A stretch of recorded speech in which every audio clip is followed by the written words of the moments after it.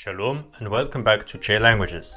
Another widely requested series you people have wanted me to bring back is Forgotten Turkic Languages, and it's about time I make a sequel to the original.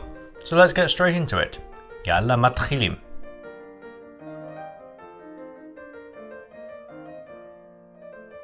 The first language we're going to talk about today is Khalaj, spoken by a Turkic people in Persia with this interesting flag. The language is spoken in this fairly central region shown on the map.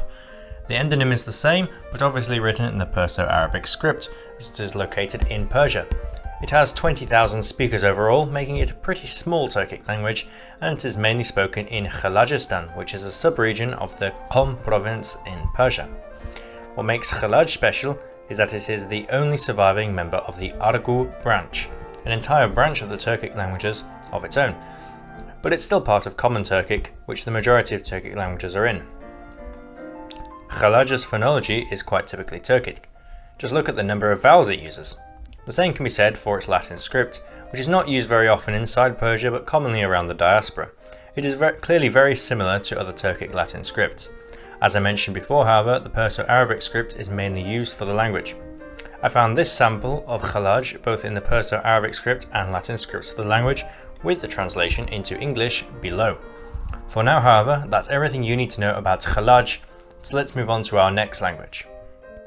So next up, we have a language that was requested in my Hellenic languages video. Now that might sound weird given that this is Turkic, but it's because the people who speak this, the Urum language, are actually ethnic Greeks who, for historical reasons, ended up speaking a Turkic language. The language is spoken in Ukraine and Georgia, but the only map I could find with its range is this one of Ukraine, showing Urum in Mariupol, where Pontic Greek is also spoken. The name Urum comes from Urum, or the Turkic and Arabic name for the Eastern Roman Empire, a bit like the Pontic Greeks calling themselves Rumeika. As you can see, it is typically written in either the Greek script or the Cyrillic script. Apparently the language has up to 190,000 speakers, but that statistic is over 22 years old and it has likely changed quite a bit since then.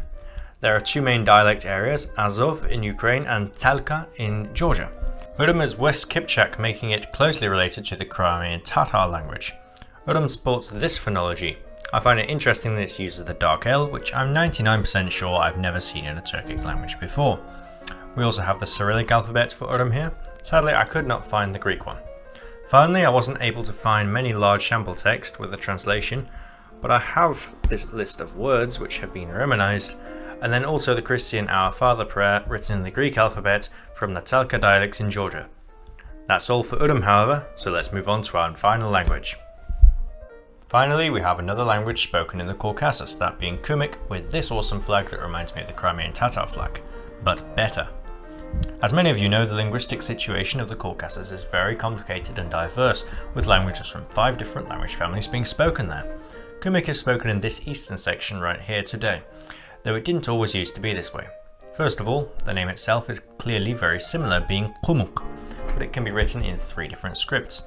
Arabic script was used historically but fell out of use in the 1920s and is rarely used today, mostly poetically.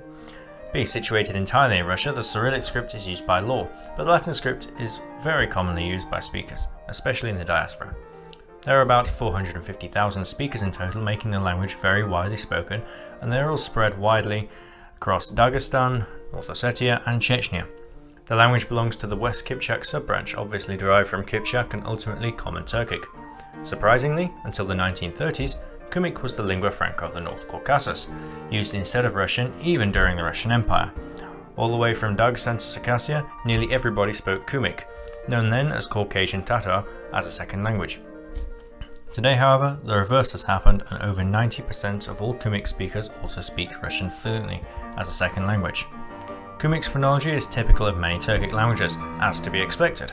What I find interesting is that both the alveolar tap and the uvular fricative are used as R sounds. Kumyk can be seen written in this Latin script, but inside Russia itself it uses this script as mentioned before. Finally, to look at an example, we have the Cyrillic text, followed by the same text in the Latin script. Annoyingly, I could not find any translation for this text, but I did put it into Google Translate and it detected the language as Kirks and gave me this rough translation. But it seems a bit weird, so I wouldn't accept that translation. If anyone could let me know what the text means, that would be great. However, that's all the information I can possibly give about Kumyk without any insider knowledge, so I'm going to conclude this video now. That's all we have for today's video. I hope you all learned something new, and if you did, please leave a like on the video as this took some research to make. If you're new here, I'd really appreciate it if you could subscribe and turn on notifications so you don't miss my next video. Thank you all for watching, and I will see you next time. Yalla.